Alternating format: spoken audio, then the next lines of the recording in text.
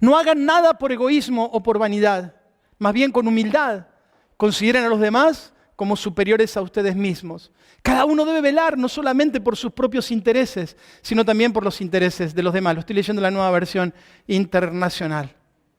Podemos concluir en base a este texto bíblico que el problema que estaban teniendo en Filipos Evodie y Síntique, el conflicto que había entre ellas, tenía que ver con estas dos prácticas, comportamientos o actitudes que ellas habían adoptado. Estaban comportándose de forma egoísta y orgullosa y algo había que hacer al respecto. El orgullo y el egoísmo son enemigos de la conciliación, de la paz, del acuerdo, son enemigos.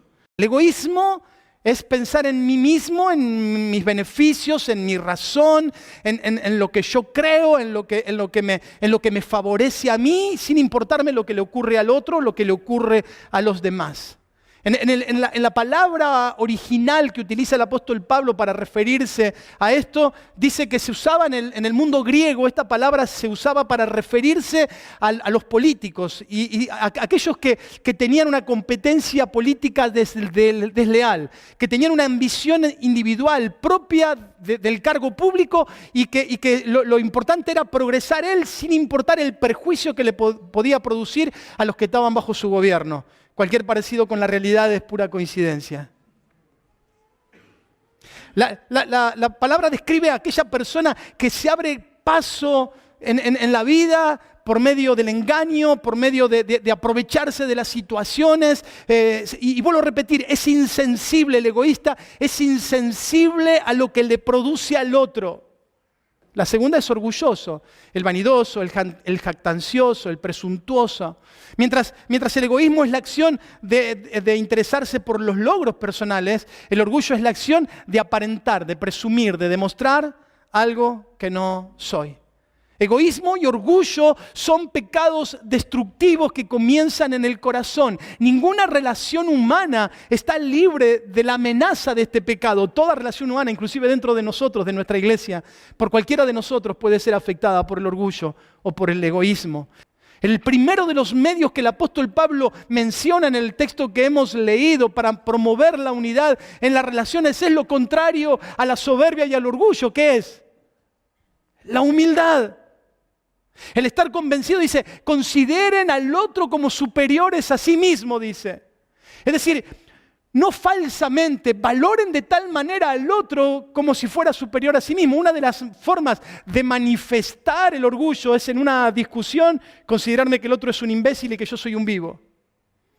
El segundo elemento que el apóstol Pablo va a mencionar en este pasaje es la generosidad.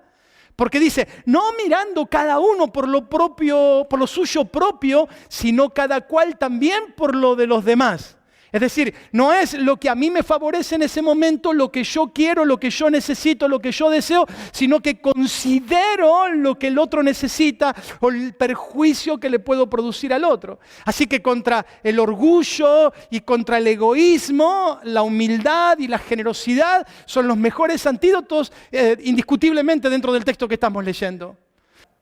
Así que Pablo le dice a Evodia y a Síntique que sean del mismo sentir. Esta palabra es una palabra muy importante en el texto.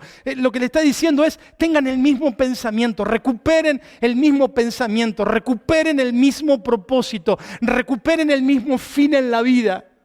Lo que antes los unió, lo que antes hizo que estuvieran juntas, vuélvanlo a recuperar para que la armonía vuelva a reinar entre ustedes. En el pasado tuvieron un propósito en común que las unía, deben de recuperar ese pensamiento. Y la verdad que cuando vi el significado de la palabra, a mí me emocionó muchísimo porque digo, muchos matrimonios necesitan volver a recuperar el pensamiento de por qué están juntos, de por qué decidieron tener una familia. Deben de volver a pensar de por qué siguen uno al lado del otro, por qué se unieron en un matrimonio. Recuperar para tener un mismo pensamiento y a través de recuperar el mismo pensamiento poder vivir en armonía y en paz. Pablo dice, preocúpense por los demás. Cuando nos preocupamos por la vida de otros, cuando estamos dispuestos a dejar de nuestros intereses, de nuestro tiempo, de nuestros deseos, de lo que anhelamos para darle a otros, entonces nos volvemos más y más humildes. Cuando aún teniendo la razón, un ejercicio que nos cuesta mucho hacer a muchos de nosotros, aún teniendo la razón, Tal vez el silencio sea en ese momento el mejor consejero. ¿De qué sirve la razón si rompe la relación? No sirve de nada.